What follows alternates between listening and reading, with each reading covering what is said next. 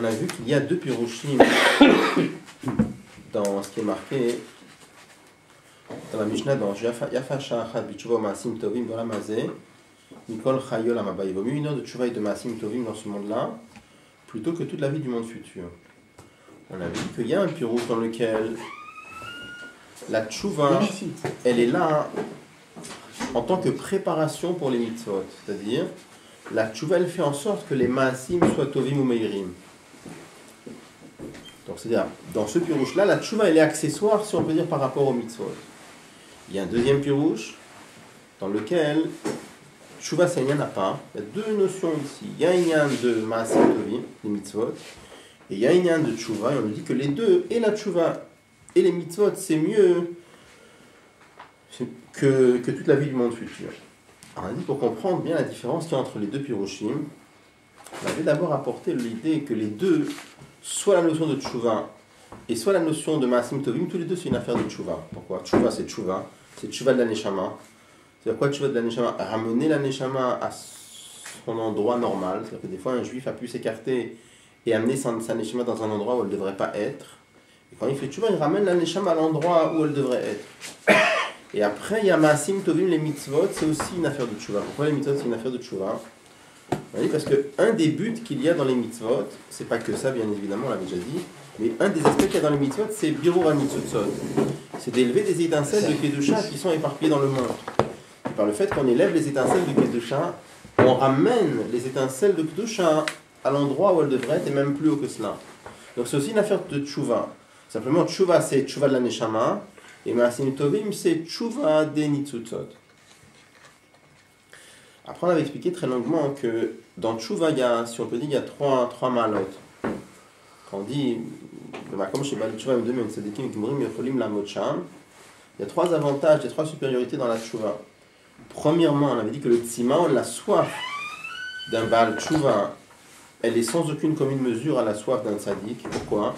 Parce qu'un tzaddik, comme il était tout le temps dans la lumière, alors la soif de Dieu, elle n'est pas aussi forte que quelqu'un qui était dans l'obscurité. Quelqu'un qui est dans l'obscurité, il a une soif d'Akadosh Baruch Hu qui est chez l'Aubert. Après, il y a un deuxième inyan. On avait dit que chez un Baal Tshuva, il y a un tanouk, un plaisir spécial, un achatroir spécial qui vient du rapprochement. C'est-à-dire, étant donné qu'un tzaddik, c'est quelqu'un qui était tout le temps proche d'Akadosh Baruch Hu, alors le fait qu'il fasse les mitzvot, ça fait un achatroir à Akadosh Baruch Hu, c'est sûr, mais c'est pas le même achatroir que quand c'est un Baal Tshuva. Pourquoi? Parce qu'un Baal Tshuva, c'est comme quelqu'un qui était très très loin et qui revient. On avait donné cet exemple dans Tania qui est ramené pour autre chose vraiment. Mais cet exemple qui est ramené d'un enfant qui était prisonnier en prison et qui, là-bas dans la prison, il était en train de faire des travaux forcés. Et un jour, il sort de la prison, il revient chez son père. Le père, il a un plaisir beaucoup plus fort à ce moment-là que le plaisir d'un enfant qui serait resté toujours à la maison. Après, il y avait une troisième nekuda, un troisième avantage dans la tchouva. On avait dit qu'il y a un chidouche. Alors d'abord, il y a un chidouche dans l'homme. C'est que chez un Baal Tchouva, chez un tzaddik, chaque niveau qu'il a, c'est une suite du niveau d'avant. C'est une progression. Un Baal Tchouva, ça devient un autre homme. C'est pas une suite du niveau d'avant, parce que dans le niveau qu'il avait avant, Torah et Mitzvot, c'était quelque chose que Bichlal, ça l'intéressait pas. Et maintenant, il est devenu quelqu'un d'autre. On a dit que ça, c'était un des biurs, une des explications du Rambam. Pourquoi la Tchouva s'enlève les punitions? Parce que c'est comme si on disait, c'est pas moi qui ai fait ça, c'est quelqu'un d'autre. Là, c'est devenu une autre personne. Après, on avait expliqué très longuement que de la même façon qu'il y a tchouva chez un Baal tchouva, il y a aussi tchouva chez les tzadikim. Tchouva chez les tzadikim, ça veut dire quoi? Chez les tzadikim, il y a aussi une notion d'éloignement. Pourquoi? Par le fait que la neshama est descendue dans l'amazé, par le fait que la neshama est descendue dans le monde matériel. Alors c'est sûr qu'ils ne sont pas descendus, que Dieu préserve dans une notion d'Averot, mais le fait d'être descendu dans l'amazé, c'est quand même une certaine obscurité par rapport à ce que la neshama avait avant de descendre. Donc c'est pour ça que chez les tzaddik, il y a aussi une notion de Avodat HaTshuva. Avodat HaTshuva, ça veut dire quoi? Tout en restant dans le corps, que la neshama obtienne le même niveau de dvekut avec Akadosh Baruch Hu qu'elle avait avant de descendre.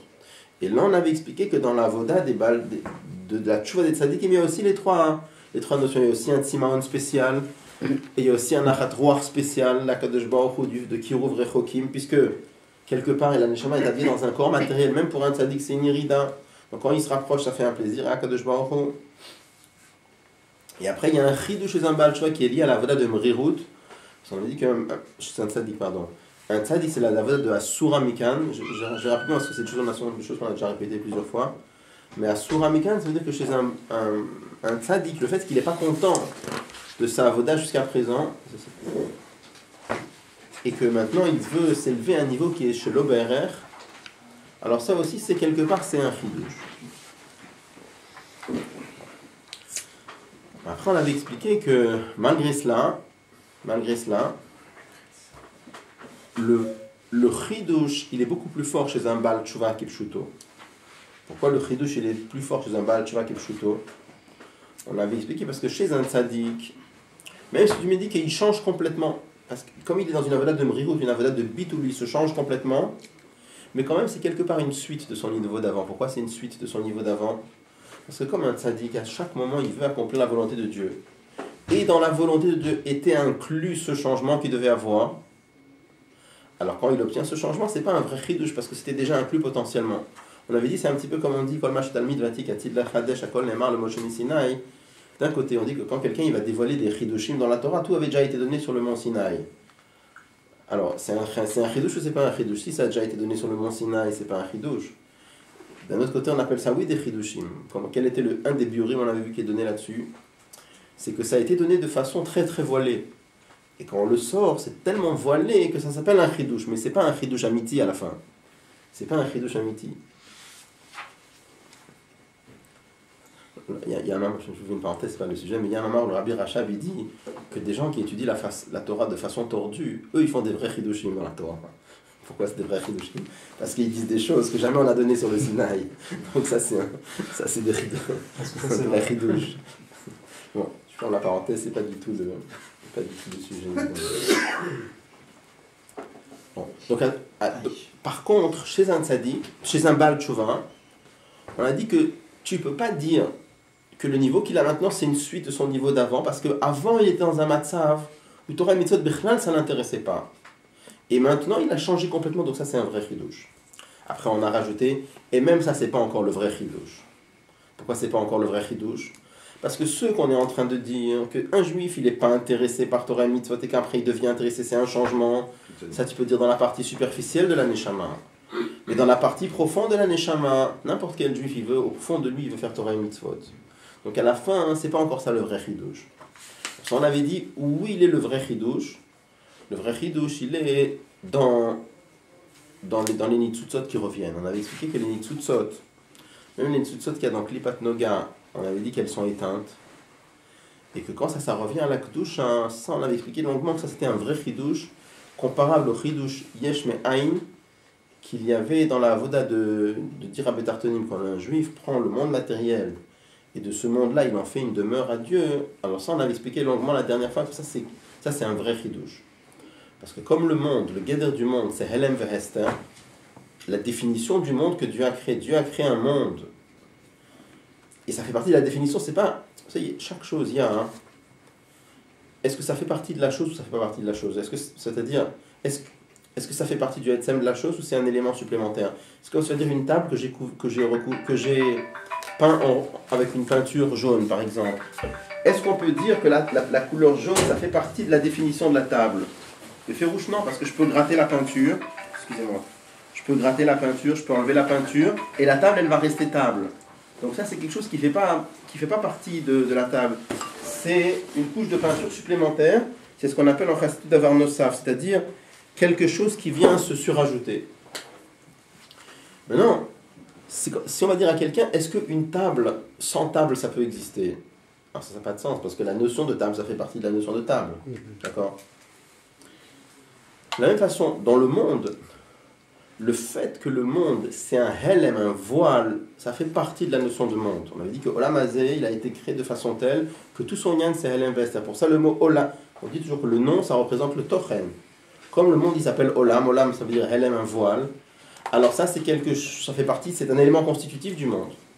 Et quand on fait en sorte que ce monde, qui a une notion de Helem Vester, Dieu est dévoilé dedans, on avait expliqué la dernière fois, pas qu'il est dévoilé dedans, que le Gilou vient s'imposer, mais que ça devient son Guéder. On avait expliqué la dernière fois, vous vous rappelez, on avait expliqué trois façons comment le dévoilement d'en haut peut arriver, ou bien c'était un Gilou sans changement, dans le Tarton, ou bien que le Elion, il influence le Tarton, mais c'est Huatzmo, c'est pas Mitzadatzmo, et la troisième raya c'était Mitzadatzmo. Que le Tarton il se change Mitzad lui-même, c'est-à-dire que le Tarton lui-même il revendique le Inyan. Donc un Inyan de Olam, de Helem, il revendique le Gilou, ça c'est un vrai Chidouche. Donc ça c'est le vrai Chidouche. Bon. Après on avait dit que par contre, les deux premiers Inyanim, c'est-à-dire que la notion de Tsimaon, donc finalement où est-ce qu'on arrive? On est en train d'arriver à dire qu'il y a deux sortes de tchouva. Il y a le retour des Neshamot, il y a le retour des Nitzutzot. Dans chaque tchouva, il y a trois choses. Tsimaon, Nachat Ruach de Kiruv Rechokim et Yachidush. Alors si on fait un petit peu le bilan, on va dire comme ça. Où est-ce que la notion de Chidush elle est plus forte? Dans le retour des Nitzutzot. Parce que quand les Nitzutzot elles retournent, comme c'est des Nitzutzot de Klipat Noga, ça c'est un vrai Chidush. Par contre, quand tu veux expliquer le Nyan de Tsimaon, où est-ce que le Tsimaon il est plus fort? La soif de retourner elle est plus forte dans les Neshamot, beaucoup plus que dans les Nitzutzot. Parce que comme les Neshamot ce sont des enfants d'Akadosh Baruch Hu, l'Akadosh Baruch Hu il a plus de Tsimaon à revoir ses enfants qu'à revoir les Nitzutzot qui ne sont pas ses enfants. Et de la même façon aussi le Nachat Ruach, le plaisir qu'Akadosh Baruch Hu il a du retour des Neshamot, c'est beaucoup plus fort que le plaisir qu'Akadosh Baruch Hu a du retour des Nitzutzot. D'accord? Donc maintenant avec ça on va comprendre, on va reprendre au paragraphe Zayn. Non, on a une Yeshlo aussi. Comment? On a arrêté à une Yeshlo aussi. Oui, t'as raison. Et encore on va rajouter encore, c'est vrai. Alors on est pas Shkouf la maîtrette, on va veiller Yeshlo aussi. Juste une petite question, Isaac, juste avant. Quand tu dis ici, ou que moi, chez Amedvar, chez Chutz Mimenu, ça parle quand même du or. On peut rappeler toujours que le or, il est Zavouk Bemaor, il est même à Maor. Et il donne l'expression Chutz Mimenu. Non, que le Tanoug, il est de retour de quelque chose. Chutz Mimenu, il parle du or. Il parle des zones, c'est du or. Donc là, on voit que c'est une expression, c'est original comme expression. Parce qu'on sait que le or, il est même. Non. On avait dit la dernière fois, il y a Tanoug Amurkav et il y a Tanoug Atzmi. Oui. Tanoug Amurkav, c'est un plaisir qui a une raison.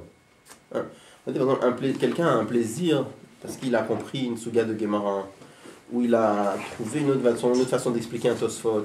Il n'a pas de voir, il a un plaisir spécial. Après, ça s'appelle Tanoug, ça s'appelle Davar Midavar Shechutz Mimenu. C'est un plaisir de quelque chose qui est extérieur à moi. D'accord. Après, il y a Tanoug Atzmi. Tanoug Atzmi, qu'est-ce que c'est? Tanoug Atzmi, c'est un plaisir pas qui est lié à quelque chose, c'est le plaisir de soi-même. Par exemple, on avait dit, le plaisir que quelqu'un a de vivre, c'est pas le plaisir. Il peut se dévoiler dans certaines situations. C'est marqué, par exemple, dans le mamar du mariage, il amène que le sourire, le tzrok, c'est marqué que c'est un guilou du Tanoug Atzmi. Alors quelqu'un, des fois, il va rigoler à cause d'une blague, il va rire. C'est pas que il n'est pas en train de rire à cause de la blague.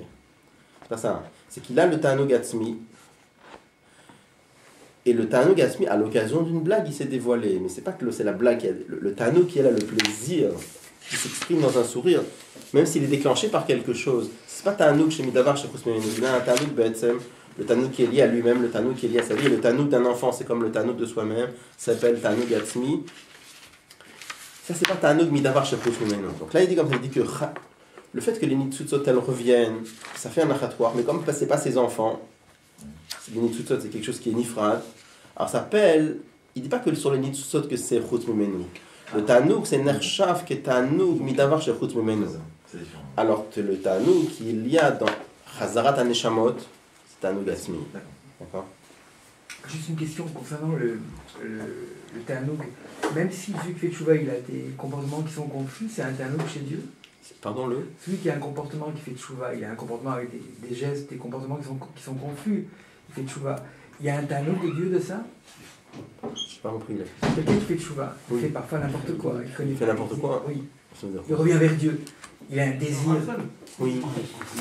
quand il fait n'importe quoi, il y a un tanouk chez Dieu quand même. Qu'est-ce que c'est qu'il fait n'importe quoi? Quand il ne connaît pas les dinim, il a un enthousiasme, il a un feu en lui, il revient vers Dieu, mais il est bancal parce qu'il C'est-à-dire, connaît pas. Akadosh Baruch Hu a un achatroir de l'atnoa de Dieu, mais le but c'est pas qu'il fasse n'importe quoi, le but c'est qu'il faut lui apprendre à faire. Il fait n'importe quoi, je sais, mais au départ il a un feu, il ne connaît pas les dinim, il ne connaît pas les comportements adéquats. Il faut lui. Mais à ce moment-là, il y a un tanouk de Il y a un achatroir, je ne saurais pas mesurer, mais il y a un achatroir d'Akadosh Baruch Hu du fait qu'un juif fait tchouva. Maintenant, s'il est maladroit et qu'il fait des erreurs, etc., ça c'est bon, ça c'est encore autre chose. Mais après, il y a comme le Rabbi dit par exemple, le Rabbi rapporte quand quelqu'un fait tchouva par exemple, c'est impossible de lui demander. Il savait pas qu'il était juif, par exemple. Là, il découvre qu'il était juif. Puis tu peux pas tout d'un coup, du jour au lendemain, lui dire voilà, il y a 613 mitzvot à faire. Ça, c'est même le temps d'apprendre. Bah, il va d'abord apprendre ça va prendre un certain temps. Donc ça, c'est pas possible de faire autrement. D'accord. Il y a toute une série où le Rabbi parle de ça, que ce sont des étapes indispensables. Et que quelque part, bon, ça fait partie du processus. Ouais, c'est comme apprendre à lire et à écrire. On ne Oui. fait pas d'un coup, c'est impossible. Bon. Alors, on est donc page Kouf la maîtresse.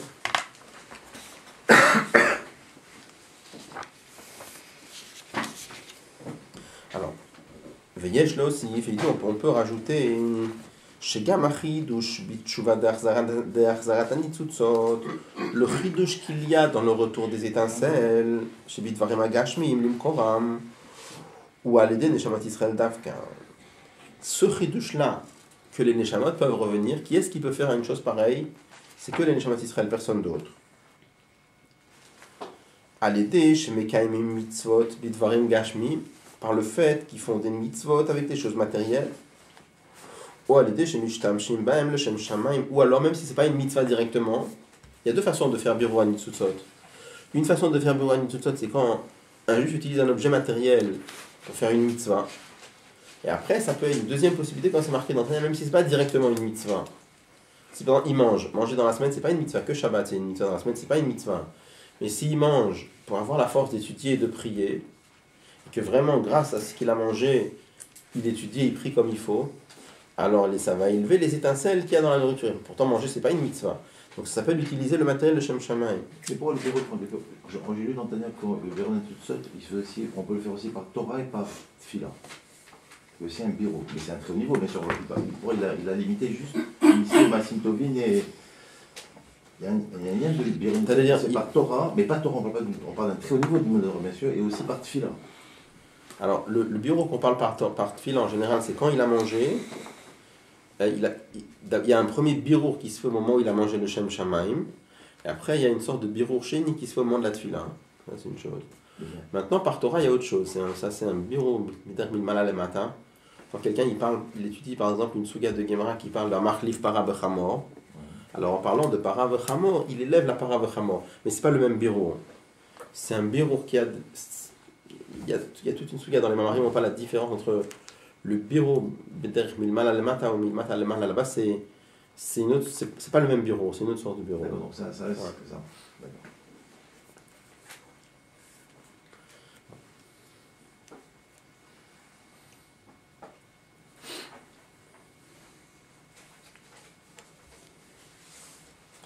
Et Shlomar, il dit, on peut dire, je sais où Alderech Hamvoa B'makomach, ça c'est lié à ce qui est expliqué ailleurs, ce qu'on avait appris dans la Sikha de Chelek Vav, d'ailleurs on va y rendre, on va écouter Sikhot Chelek Vav.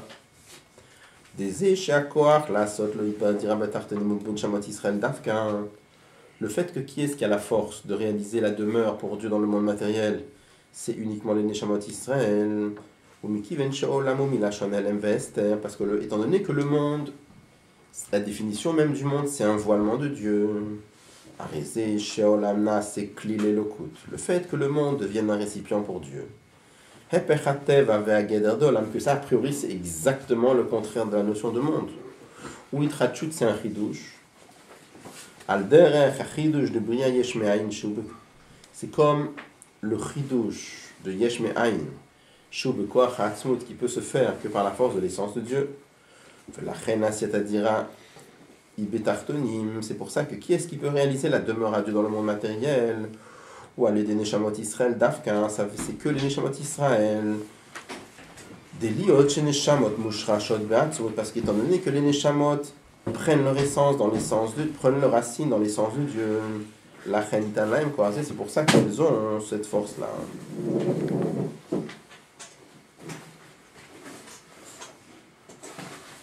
Ça veut dire, il veut relier les deux. Qu'est-ce qu'il veut relier les deux? On a expliqué avant que la notion de chidouche, qui se trouve essentiellement où? Dans le retour des Nitzutzot. Par contre, on avait dit que le Tanug Atzmi, le plaisir, qui est lié à l'essence de Dieu, il est plutôt où? Dans le retour des Neshamot. Pourquoi? Parce que les Neshamot sont un avec l'essence de Dieu. Donc avec ça, il va expliquer que les deux tshuvot sont liés. Et étant donné que dans le retour des Neshamot, qu'est-ce qui se passe? Quand les Neshamot font leur retour, se dévoile en elles le fait qu'elles sont un avec l'essence de Dieu, c'est le Tanug Atzmi. C'est pour ça qu'elles ont la force, et que elles ont la force de faire le retour des Nitzutzot. Parce que comme le retour des Nitzutzot, c'est un chidouche, c'est quelque chose qui normalement, il y a aucune place pour ça. On l'avait expliqué longuement la semaine dernière. Alors c'est pour ça que qui est-ce qui peut faire ça? C'est que la neshama d'un juif qui a le koach ha'atzmut, il n'y a que la force qu'il y a dans l'essence de Dieu qui peut être mechaber afochim, de faire deux choses complètement opposées comme ça. Est-ce qu'on a besoin de répéter pourquoi la dire Rabatartonim c'est un chidouche ou c'est clair? Non, je vais répéter parce que je me rappelle que tu avais dit, mais j'ai oublié. Je vais rapidement. Ouais. Alors, on dit comme ça que à chaque fois qu'il y a je vais répéter rapidement.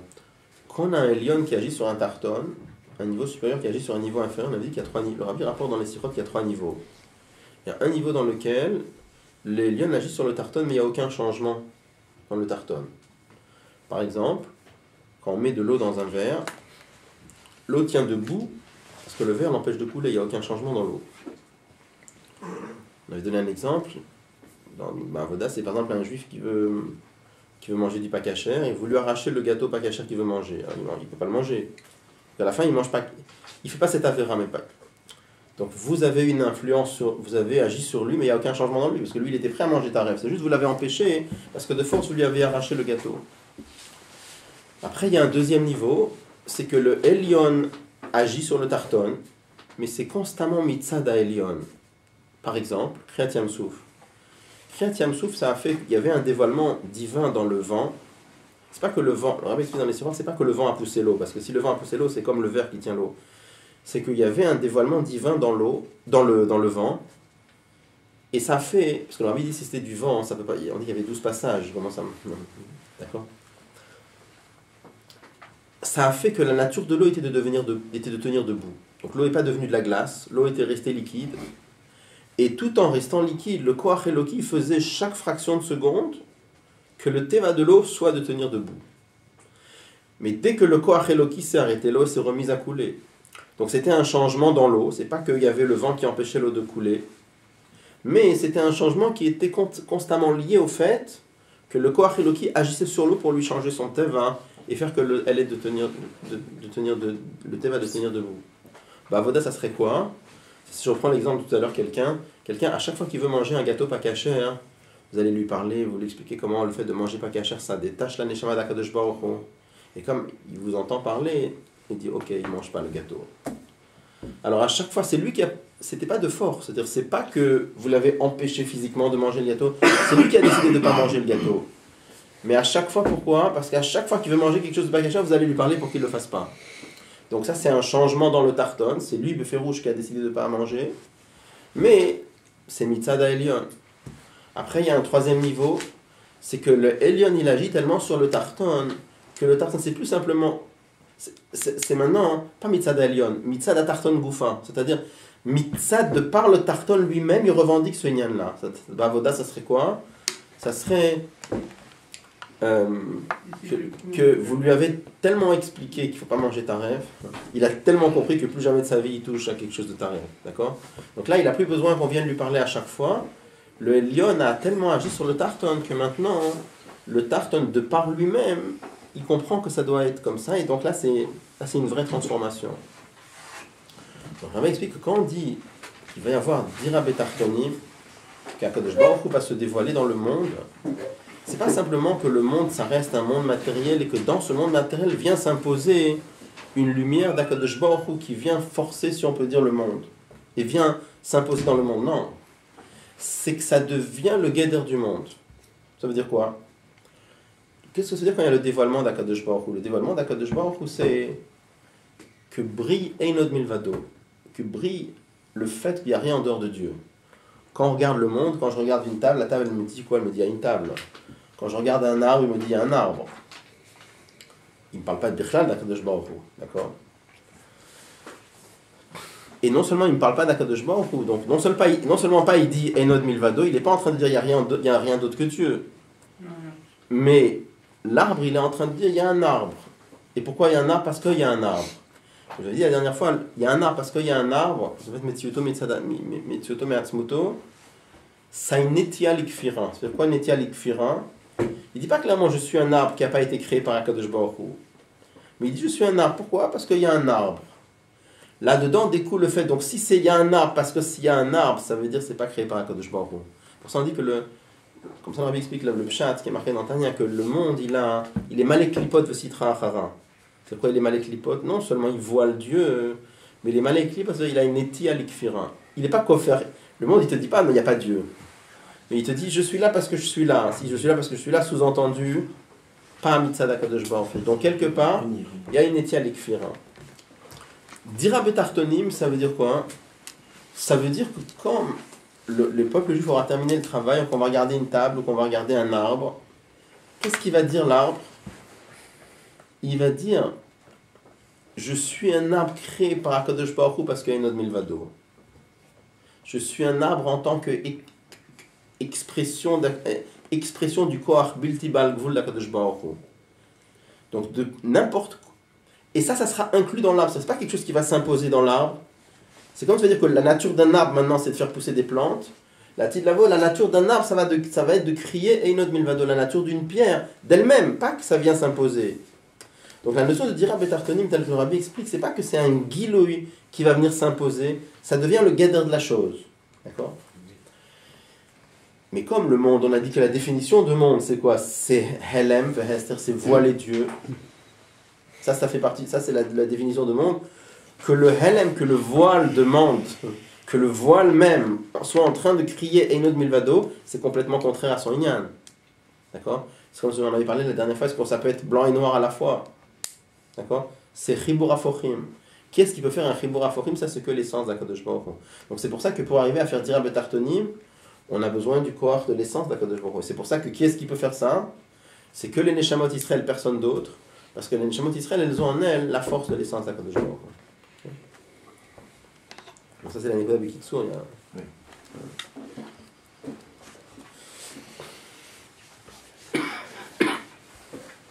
Donc dans ce paragraphe, le Rabbi explique que finalement les deux tchouvot sont liés.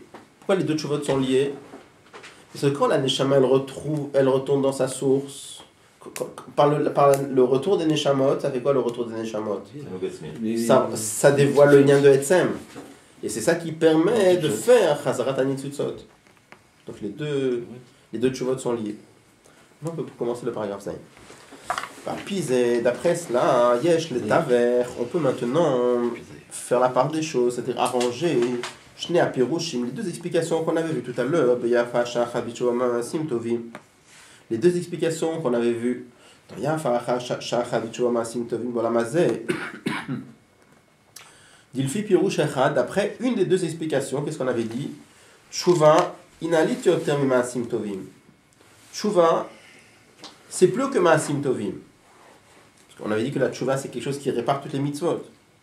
Ulfi Pirush Echad, d'après l'autre Pirush, à Tshuva Yagdama le Maasim Tovim. La Tshuva, c'était une sorte de préface, c'était une sorte de préparatif pour les mitzvot, puisqu'on avait dit que c'est ce qui permettait que les mitzvot soient Maasim Tovim. On explique comme ça.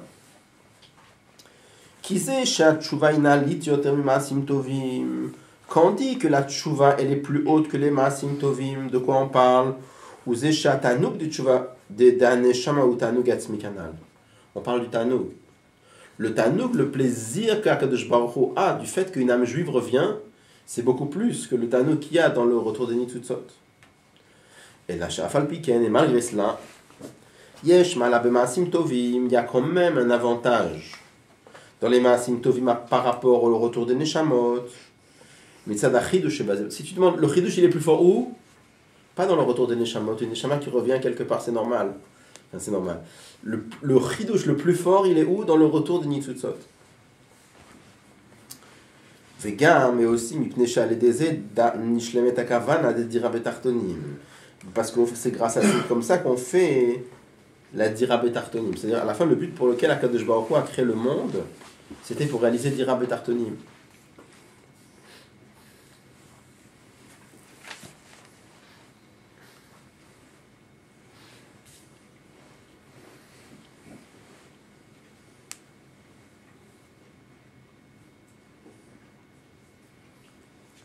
Et si vous prenez la note 68 en bas, il renvoie dans Tanya Perek Lamed Zayin, chez Zéou Akavana Beiri Latan Shama le matin. Là-bas, dans le Tanya, il explique quelle est la raison pour laquelle on dit que si, il y a une question qui est posée dans la halakha, si quelqu'un qui a une mitzvah à faire, il est en train d'étudier la Torah. Alors est-ce qu'il faut qu'il s'arrête de faire ça, il faut qu'il s'arrête d'étudier pour faire la mitzvah, ou bien il faut qu'il continue à étudier? Alors dans le Shulchan Aruch, c'est marqué, si c'est une mitzvah chez Yef Sharla Sotal Ede Acherim, si c'est une mitzvah que les autres ne peuvent pas faire, il faut qu'il la fasse. Il faut qu'il ferme son livre et qu'il fasse la mitzvah. Si c'est mitzvah chez Yef Sharla Sotal Ede Acherim, si c'est une mitzvah qui peut être faite par des autres, que les autres fassent la mitzvah et que lui il continue à étudier. Mais en même temps, là-bas il explique pourquoi est-ce qu'on dit que si c'est une mitzvah que les autres ne peuvent pas faire, il doit s'arrêter d'étudier. Alors là-bas, il explique que d'un côté, avec l'étude de la Neshama, avec l'étude de la Torah, la Neshama, elle a une union avec Akadosh Baruch Hu très très forte, plus qu'avec la mitzvah. Mais de l'autre côté, il explique là-bas que le but, c'est quoi? C'est Dira Betartonim. Étant donné que le but, c'est de faire une demeure à Dieu dans le monde inférieur, c'est pour ça que ça a un avantage par rapport à la Dvekut de la Neshama. Donc là, il amène par rapport à ce qu'il dit ici, que dans le Birur HaNitzutzot, il y a une supériorité par rapport à la Dvekut de la Neshama qu'on accomplit Dira Betartonim. Ve'atshuva hi akdama lema'asim tovim. Et là, dans ce point-là, quand on parle ici du retour des Nitzutzot, la tshuva de la Neshama, elle est une akdama par rapport au ma'asim tovim. Pourquoi? Parce qu'étant donné que la force qu'on a de réaliser pour Dieu la Dira Betartonim, ça vient des Neshamot Israël précisément et personne d'autre, comme on vient de le dire il y a 2 minutes. La reine, c'est la raison pour laquelle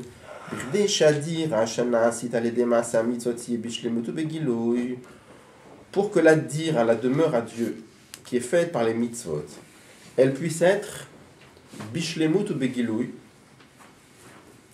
Maasim Umeirim, ou Alidek Kdimat Tshuva. Qu'est-ce que ça veut dire comme ça? C'est une notion que l'on a expliquée dans plusieurs endroits. Quand on dit que Dieu a voulu avoir Dira Betartonim, qu'est-ce que ça veut dire Dira Betartonim? Dira Betartonim, ça veut dire qu'il a voulu avoir un endroit qui s'appelle Tarton, et de cet endroit qui est Tarton, faire Dira. Il y a beaucoup de darim là-dedans, l'abbé explique, mais juste en 2 mots. On a déjà dit plein de fois, tartonim, ça veut dire quoi, hein? Un monde, qu'est-ce qui fait qu'un monde est plus tarton ou il est moins tarton? Ça dépend à combien Dieu est dévoilé dedans. Quand on est dans un monde dans lequel Dieu est très fortement dévoilé, alors c'est un monde qui est plutôt Elion. Si Akadosh Baruch Hu est dévoilé un peu moins, il est plus tarton, un peu moins, encore plus tarton. Ce monde-là, dans le Tanya, c'est marqué, c'est tarton chez En le matamimeno. Il n'y a pas plus bas que lui. Pourquoi pas plus bas que lui? Parce que le dévoilement d'Akadosh Baruch Hu dans notre monde, il est combien? Il est 0. Tu peux pas faire pire que 0. Pour ça, on dit que c'est Tarton chez En le Matamimeno. Et dans un monde Tarton comme ça, Akadosh Baruch Hu a voulu avoir sa demeure. C'est quoi la notion de demeure? On explique ensuite que la notion de demeure, ça veut dire la chose suivante. Chaque personne, dans les situations où il se trouve, il essaie de donner une certaine image de lui-même. Par exemple, un roi, par exemple. Quand il est devant ses sujets, il voudra montrer sa magnificence, il voudra montrer son pouvoir. Donc il va arriver avec tous ses vêtements royaux, il va montrer une certaine magnificence, une certaine splendeur royale. Quand il est devant ses ministres, il voudra montrer sa chorma, comment il comprend les problèmes du pays mieux que tout le monde. Il essaie de donner une certaine image de lui-même. Après, il y a le roi tel qu'il est lui-même. Il ne cherche pas à donner une image, rien du tout, comme il est. Ça se marque que chez lui à la maison, il est normal. Il est normal. Chez lui à la maison, il est tel qu'il est. Donc c'est marqué aussi, qu'est-ce que ça veut dire qu'Akadosh Baruch Hu a voulu faire de ce monde qui est Tarton, ce monde dans lequel il est complètement inapparent. Il a voulu faire de ce monde dira une demeure, c'est-à-dire que dans ce monde, Akadosh Baruch Hu puisse se dévoiler tel qu'il est lui-même. Après, le Rabbi rajoute que une demeure, ça doit être une demeure lumineuse. C'est-à-dire quoi? Qu'une demeure dans laquelle le roi est là-bas tel qu'il est, mais il fait noir, c'est pas une maison, c'est une cave. Donc c'est marqué qu'Akadosh Baruch Hu a voulu faire de ce monde-là une demeure, c'est-à-dire que lui il se trouve, et il se trouve pas en se donnant une certaine image, mais qu'il se trouve tel qu'il est lui-même, et qu'en plus c'est visible, c'est lumineux. Donc là le Rabbi dit, vous voyez, ça c'est les mots qu'il dit, vous voyez, il dit, puisque pour que la dira puisse être bishlemut, et pour qu'elle puisse être begiloui de façon dévoilée, lumineuse. Ça veut dire lumineuse. Ce qu'on appelle, on a besoin de maasim tovim ou meirim, il faut que les mitzvot elles soient lumineuses.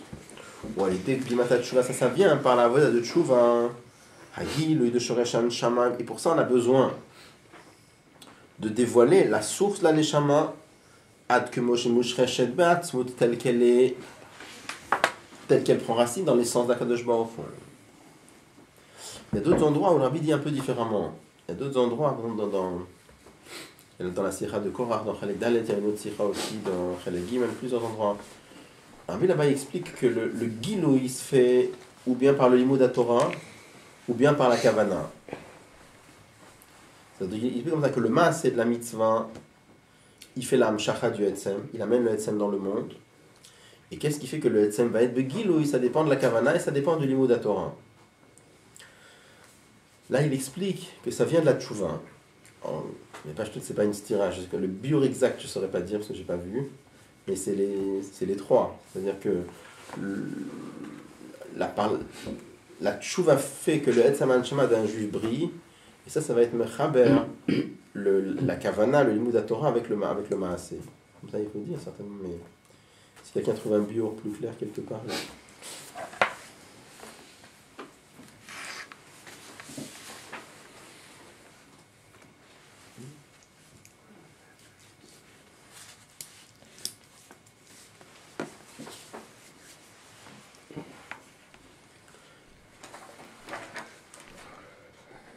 Alors maintenant on va revenir au début du Mama.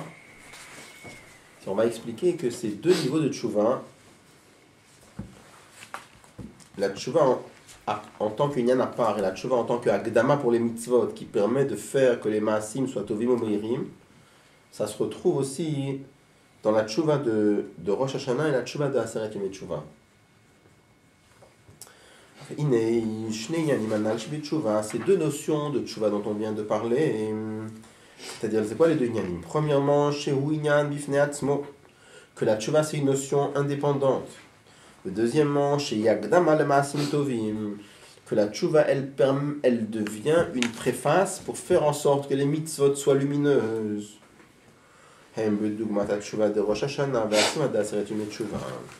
Ça ressemble à la tchouva de Rosh Hashanah ou bien la tchouva d'Aseret Yom Tchouva. Pourquoi? La tchouva de Rosh Hashanah Amrou Mezet Betkiat Shofar. La tchouva qu'on fait le jour de Rosh Hashanah qui est portée en allusion dans la sonnerie du shofar. Ikarahu, l'essentiel de cette tchouva c'est quoi? Lo tchouva linyanim pratim. On n'est pas en train de faire tchouva sur des détails, c'est-à-dire on n'est pas en train de faire tchouva sur telle avera ou telle avera ou telle mitzvah. Kimachu ashava limkoro v'shorsho. Mais c'est le fait que Rosh Hashanah, les Neshamot reviennent dans leur source. Qu'est-ce que ça veut dire? Le jour de Rosh Hashanah, Akadosh Baruch Hu doit réveiller chez Akadosh Baruch Hu la volonté de régner de nouveau sur le monde. C'est pour ça que le juif doit réveiller en lui cette volonté de se fondre dans l'essence d'Akadosh Baruch Hu, de sentir que le juif est en train de sentir que toute sa vie, c'est être un avec Kadosh Baruch Hu, il n'a rien d'autre. Ça, c'est toute sa vie. Et ça, c'est la tchouva de Rosh Hashanah.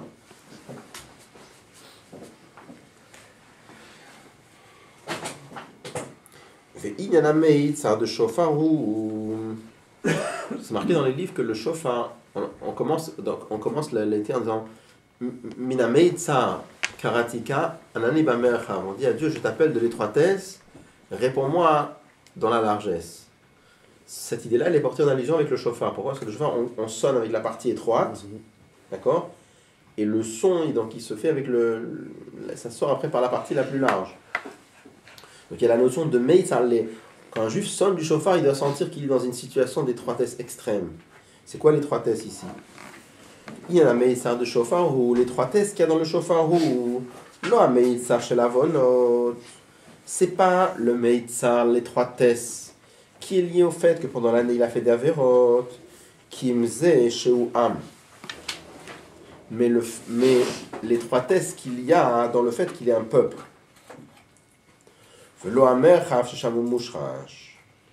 Et qu'est-ce qui lui manque? C'est la largesse qu'il y a dans sa vraie racine qui est l'essence d'Akadosh Baruch Hu. C'est-à-dire, c'est marqué qu'à Rosh Hashanah, on proclame Akadosh Baruch Hu comme roi. C'est marqué que dans le Inyan de Melech, il y a deux choses contraires, deux aspects un peu contraires. D'un côté, c'est marqué Ein Melech velo am. Il n'y a pas de roi sans peuple. Donc pour être Melech, il faut avoir un âme. Il faut qu'il y ait un peuple. Alors justement, je sais que, pardon, je vous laisse là, dans la notion de peuple, il y a deux notions un peu contradictoires. D'un côté, il ne faut pas que ce soit des gens trop proches. C'est marqué qu'on ne peut pas régner sur des enfants. Il faut d'arca que ce soit des nifradim. Il faut que ce soit des gens extérieurs au roi. Sur ces enfants, on ne va pas régner. Et d'un autre côté, ça doit être des gens qui sont comparables au roi. C'est marqué qu'on ne peut pas régner sur des fourmis. Donc il faut que ce soit des hommes comme lui, mais pas des enfants. Donc ça veut dire, dans la notion de mloucha, de âme, il y a deux choses. D'un côté, ça doit être âme, un peuple. Donc âme, c'est milachon omemot. Toujours on amène que milachon omemot, ça représente la notion de nifrad.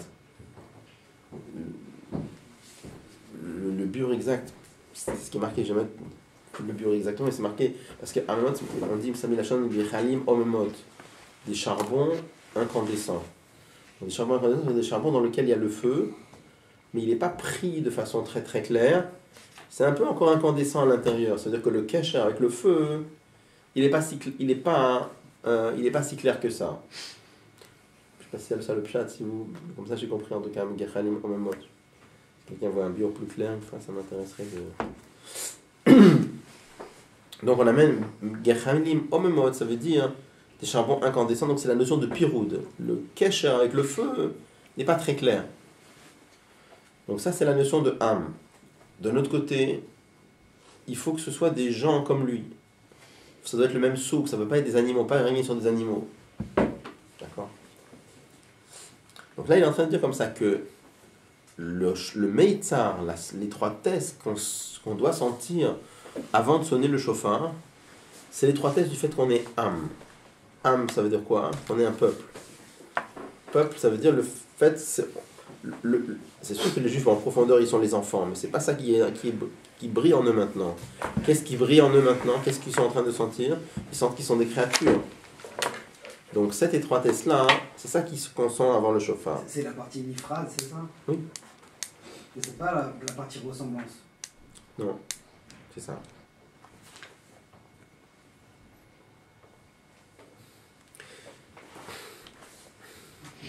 Il dit c'est ça la relation qu'il y a entre le shofar et tamlim nechoni alechem, qu'on proclame Dieu comme roi, de inyan tamlichuni alechem hu amshachat amalchut mishor shom korah. Qu'est-ce que ça veut dire tamlichuni alechem? Que les Juifs sont en train de proclamer Akadosh Baruch Hu comme roi, ça veut dire qu'on est en train de dévoiler la royauté de Dieu depuis sa source première. Donc ça c'est la tchouva de Rosh Hashanah. Donc, qu'est-ce qu'il veut dire là? La tchouva de Rosh Hashanah, c'est quoi? c'est qu'un juif a envie de sortir de l'étroitesse de âme et qui veut s'inclure dans le merhav atzmi, dans la vraie largesse. Quoi la vraie largesse? D'être un avec Akadosh Baruch Hu. Là, il se sent comme un nifrad et il veut s'inclure dans l'essence de Dieu. Enfin, tchouva de Aseret Yom Tchouva, par contre, la tchouva qu'il y a dans Aseret Yom Tchouva, chez Az ou Binyanayut Sfiro de Malchut, Apratim de Malchut, c'est marqué qu'à Aseret Yom Tchouva, on continue de créer et de développer la royauté, mais là, on crée les Sfirot qu'il y a dans Malchut, c'est-à-dire on rentre déjà dans les détails. Shayech et la Pratim, là-bas, c'est une tchouva qui est liée avec des détails. Vehi Akdama la Torah au Mitzvot, Maasim Tovim. Ça veut dire que la tchouva d'Aseret Yom Tchouva, c'est cette tchouva-là qui sert de Akdama au Mitzvot, qui rentre dans les détails des Mitzvot.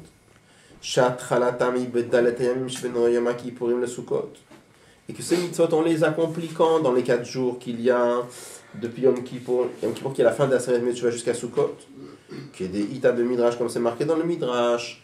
Que pendant ces jours-là, les Juifs sont occupés avec des mitzvot, celui-là est occupé avec son lulav.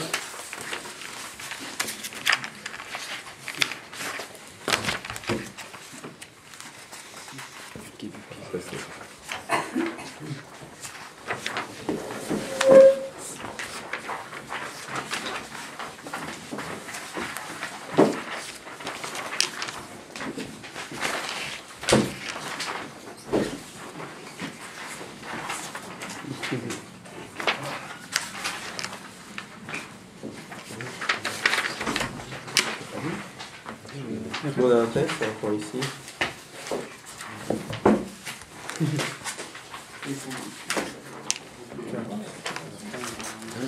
Moi j'ai vu, mais il date que je faisais le logique. La logique,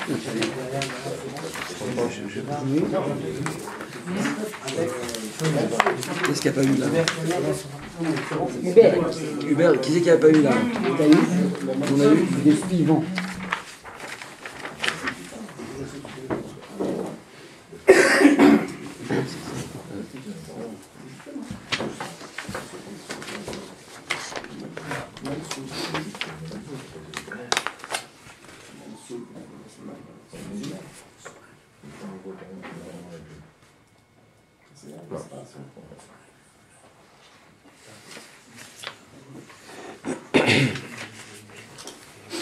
Alors,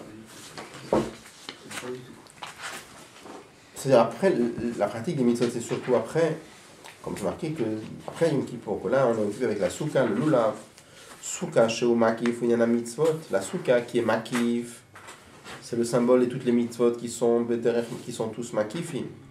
Le lulav, le lulav qui correspond à l'am shachab pnimit en profondeur, comme il est connu, on sait très bien que les dalet minim ça fait rentrer le makif de souka en profondeur. La Torah ça représente la Torah c'est opnimi. Le Torah trap de Tofmeai. Il veut montrer juste que souka velulav ça représente, c'est un symbole de toutes les mitzvot. Makif pnimi, tout le monde sait ce que c'est. Oui. Donc juste en 2 mots, makif c'est la lumière qui nous dépasse complètement. Quand quelqu'un fait une mitzvah, ça nous dépasse complètement. Par contre, quand on étudie la Torah, on comprend. C'est l'imoud, donc ça rentre en nous. C'est une lumière qui rentre à l'intérieur de nous, ça s'appelle opnimi. Ou bifrat,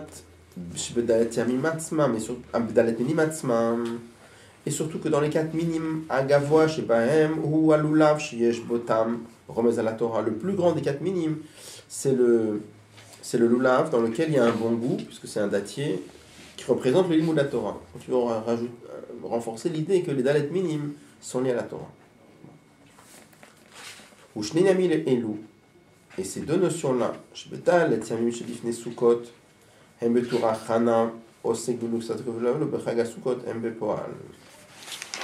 2 notions-là qu'il y a dans les 4 jours, le fait qu'on est à Souk, le Soukato et à Souk, le Lulavo, quand chacun est occupé avec sa Souka et son Lulav, alors ça rentre, mais pas concrètement, ça revient dans la fête de Sukkot. Mais qu'est-ce qu'il est en train de nous dire ici? Il est en train de nous dire ici que les 2 sortes de... Il y a les 2 notions de... La notion de Tchouva de Rosh Hashanah et la notion de Tchouva d'Aseret Yom Tchouva, c'est 2 niveaux différents. La tchouva de Rosh Hashanah, c'est quoi? C'est le fait que le juif a envie de se fondre dans l'essence de Dieu. C'est pas lié à des détails. Le Meitzar, c'est pas le Meitzar de tel Avera ou tel Avera. Par contre, la tchouva qu'il y a dans la Aseret Yom Tchouva, ça c'est plutôt cette tchouva-là qui sert, si on peut dire, à rendre les Maasim Tovim, c'est celle qui rentre déjà dans les détails et qui est liée avec les mitzvot. J'ai pas compris lequel est Agdama et lequel est Bifnei Atzmo dans ce cas-là. Rosh Hashanah, c'est Bifnei Atzmo et l'autre est Agdama. J'ai pas compris. On reverra dans la suite. Ça devrait être le contraire. On devrait d'abord, à la fin, s'annuler directement, être dans la tzmout. La tchouva de Rosh Hashanah devrait être. On commence par Rosh Hashanah, puis il y a Aseret Tchouva. Non, on devrait commencer par Agdama, c'est ça que tu veux dire? Voilà, on devrait commencer par la tchouva de Aseret Tchouva. Et après, on s'englobe dans Dieu. C'est un niveau progressif, quoi. C'est deux tchouvas différentes, mais c'est bien, il devrait y avoir une relation. On devrait commencer par Aseret. Quand on lit le texte, on a l'impression que la tchouva de Rosh Hashanah, c'est une Agdama pour s'inclure en Dieu. Alors la tchouva de Rosh Hashanah, c'est s'inclure en Dieu. Après, il y a une c'est deuxième ça, chose. la tchouva de Rosh Hashanah. Oui. C'est plus élevé. Ça. Après, il y a autre chose. Le fait que s'inclure en Dieu, ça devient une agdama pour les mitzvot. Pour faire en sorte que les mitzvot soient Maasim Tovim ou Meirim. Mais donc il y a la qualité de Agdama quand même dans la tchouva de Rosh Hashanah. C'est ça que tu veux dire un petit peu ou... C'est un nyan en soi. C'est un nyan en soi. Il vient, le nyan de Rosh Hashanah, il vient. On va voir dans la suite, mais il est à part. On verra après dans la suite. Ça va être plus clair. Je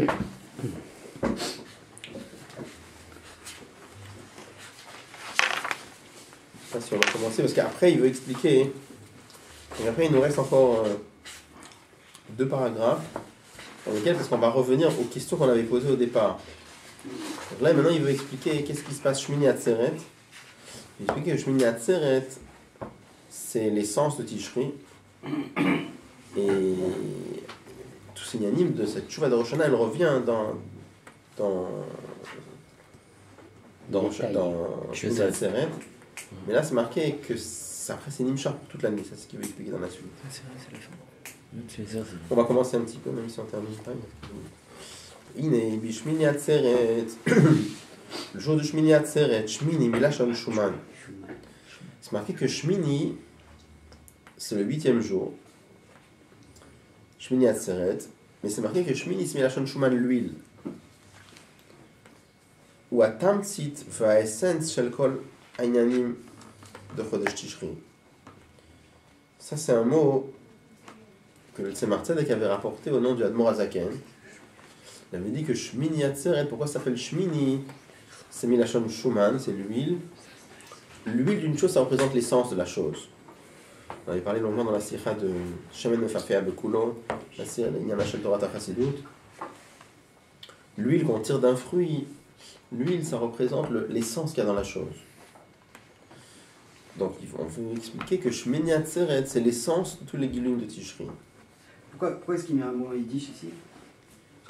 Parce qu'il cite le Admor Azaken. D'accord. Il cite le Admor Azaken, donc c'est... C'est un mot en yiddish qui n'est pas très difficile. Non, c'est pas parce ce qu'en problème, c'est français, pas le c'est le problème. même mot. Mais il aurait pu dire à Etzem. À Etzem, on aurait compris. C'est le même, c'est... Essence. Essence. Essence, c'est le mot que l'Admor Azaken avait dit. C'est pas très difficile à... Non, mais c'est... Tu as raison, non, parce que c'est une citation. Ouais, comme ça, Mais il doit y avoir une force dans le mot quand même. Il doit y avoir quelque chose dans le mot quand même pour qu'il le cite. Tu vois, voilà, ici, la note 80, regardez la note 80. Oratora Balak, 10 fois 8. Essentie Kach Amar Admor Nishmato Eden al Prinat Shmini Atzeret. Donc le Tzemar Tzedek rapporte que son grand-père, c'est un mot de son grand-père sur Shmini Atzeret. Question envie sur le grand-père. Il a dit ça. Allez, on dit les choses. Bon.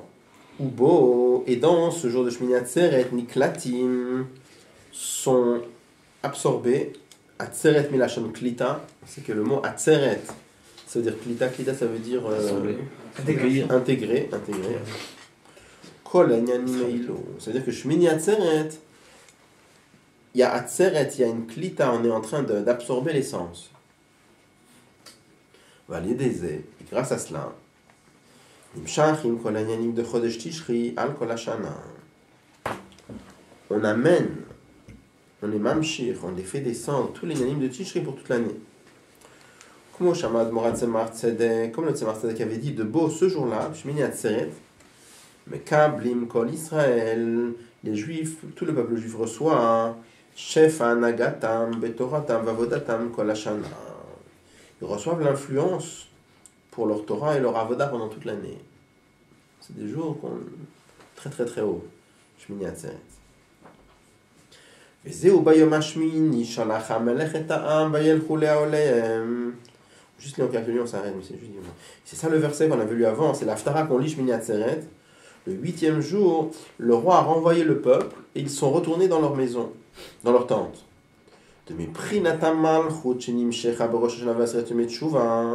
De cette royauté-là qu'on a amené, Rosh Hashanah, Seret Yom Teshuvah, Nitanakor, ça donne la force, c'est ça le mot Shalach, ça envoie le Chol Israël, la Lech et la Olehem, de retourner dans leur tente. On va s'arrêter là, mais qu'est-ce qu'il est en train de traduire?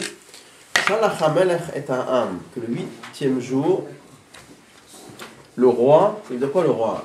La royauté qu'on a emmenée, Rosh Hashanah, Aseret Yom Teshuvah, il a renvoyé le peuple dans leur tente. C'est-à-dire que chacun retourne chez lui à la maison et il apporte avec lui. Le Pshat Sam, ça n'a aucun rapport. Le Pshat Sam, on a vu, c'est de quoi ça parlait? Que le peuple juif avait fait toute une fête d'inauguration du temple et que le roi les avait renvoyés chez eux, etc.